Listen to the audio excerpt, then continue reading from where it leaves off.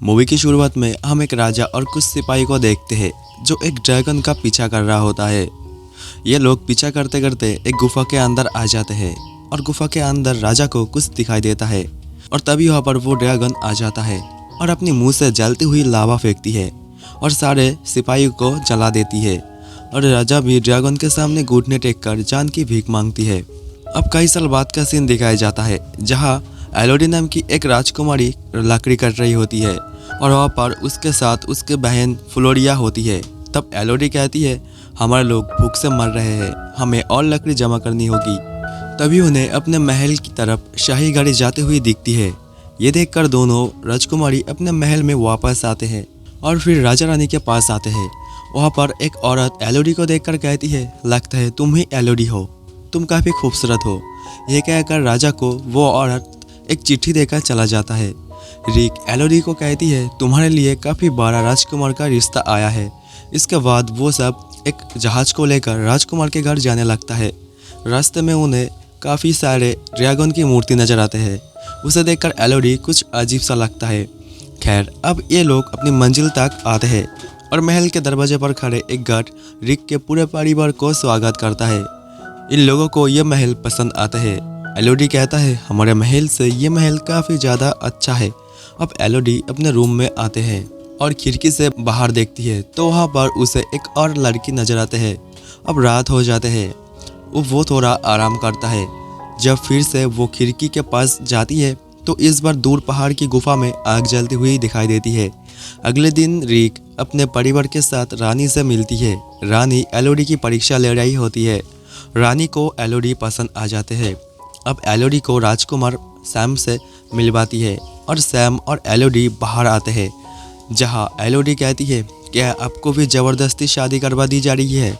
Sam कहती है, नहीं, क्या आपको ज़बरदस्ती शादी दी जा रही है?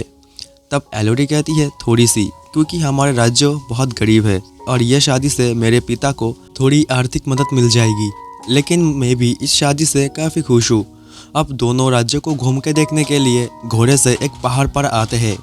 पहाड़ के ऊपर आकर एलोडी कहती है कि कल रात मैंने दूसरी तरफ की एक पहाड़ में आग जलती हुई देखी है। तब सैम कहता है, वहाँ पर हमारे प्राचीन रस्म होती है जो कि हमारे शादी के बाद भी वहाँ पर की जाएगी। अब कारा जाकर आयशा से बात करने की कोशिश करता है। आयशा कहती है, आप राजा की दूसरी पत्नी हो और आप एक रस्सी वाले की बेटी हो, ऐसे बड़े राज्य में आने की आदत नहीं होगी। और वो चला जाता है, जिससे कारा को यह सुनकर बिल्कुल भी अच्छी नहीं लगती। रात को कारा एलोडी से मिलती है और कहती है, यहाँ के लोग अजीब है और बुरे भी, तुम्हें संभल कर रहना होगा। अगले दिन एलोडी और सैम की शादी होती है और एलोडी को राज्य की रानी घोषित कर दिया जाता है, जिससे सभी लोग बहुत खुश होते हैं। अब सैम और एलोडी अपने शाही रस्म के लिए निकल पड़ते हैं। ये दोनों पहाड़ के गुफा में आते हैं और वहाँ शाही परिवार के सारे लोग होते हैं। वो महिला इन्हें स्वागत करते हैं और कहती है, हमारे राज्य को बचाने के लिए हमें ये रस्म करना पड़ता है, और एलोडी को एक कॉइन देती है। अब आयशा कहती है, जब से हमारे पूर्वज यहाँ आए थे तो उन्हें पता चला था कि यहाँ पर एक मॉन्स्टर भी है और हमारे लोगों को मारता था। जब हमारे राजा ने बदला लेने के लिए गुफा में गया था तो राजा हार गया था। तब राजा को अपनी जान बचाने के लिए ड्रैगन से एक सौदा करना पड़ा, जिससे राजा ने अपनी 3 बेटियां दी थी ड्रैगन को। उसके बाद मॉन्स्टर ने लोगों को मारना छोड़ दिया था और ये परंपरा हम हमारे हर पीढ़ी के साथ करते आ रहे हैं। और फिर सैम और एलोडी के हाथ में एक कट लगा देता है और खून को मिला देती है और आयशा कहती है, अब तुम दोनों एक हो चुके हो, अब तुम लोग घर जा सकते हो। अब सैम एलोडी को उठा लेती है, जिससे एलोडी काफ़ी खुश होते हैं। अब सैम एलोडी को सॉरी बोलकर खाई में फेंक देती है, जिससे एलोडी नीचे गिरकर बेहोश हो जाते हैं। कुछ देर बाद उसे होश आते हैं और मदद मांगने लगती है। दूसरी तरफ वो ड्रैगन आवाज से उड़ जाता है। वहाँ पर उसे और भी लड़कियों की चीजें मिलती है। एलोडी आगे चलकर देखती है, वहाँ पर काफी जलती हुई पंछी उड़ रहे हैं। एलोडी उसे देखकर दुखी होते हैं। तभी वो ड्रैगन कहती है, तुम्हारा नाम क्या है? जिस पर एलोडी कहती है, मेरा नाम एलोडी है। ड्रैगन कहती है, तुम्हारे शरीर से मुझे शाही बदबू आ रही है। एलोडी अपने हाथ के घाव को देखती है। एलोडी वहाँ से भागती है। तभी वो ड्रैगन उस पर आग छोड़ती है। एलोडी एक गुफा में पहुँचती है। वहाँ पर उसे महल में दिखने वाली लड़की मरी हुई मिलती है। अब एलोडी वहां से आगे बढ़ने की कोशिश करता है, लेकिन तभी ड्रैगन अपने आग को छोड़ती है, जिससे एलोडी की पैर जल जाती है और कपड़ों से अपने घाव को बांध देती है। वो दूसरी गुफा में आते हैं, जहां उसे ब्लू लाइट दिखती है, जो लाइट हमें अवतार मूवी में दिखाया गया था, और वहां पर चमकता हुआ कीड़े दिखते हैं। एलोडी उन कीड़ों को कपड़ों में रोशनी बनाने के लिए रखती है और वहां से आगे बढ़ते हैं। उसे वहां बर्फ से गिरता हुआ पानी दिखती है। एलोडी नीचे आकर उसे पीने लगती है। वो ड्रैगन ऊपर से उस पर लावा फेंकती छोड़ती है। वो बच जाता है। ड्रैगन कहती है, तुम मुझसे बच नहीं पाओगी। एलोडी दुखी होकर वहीं पर सो जाती है। जब वो उठते हैं तो देखती है वो कीड़े उसके पैर से चुपी हुई है, जहाँ घाव था।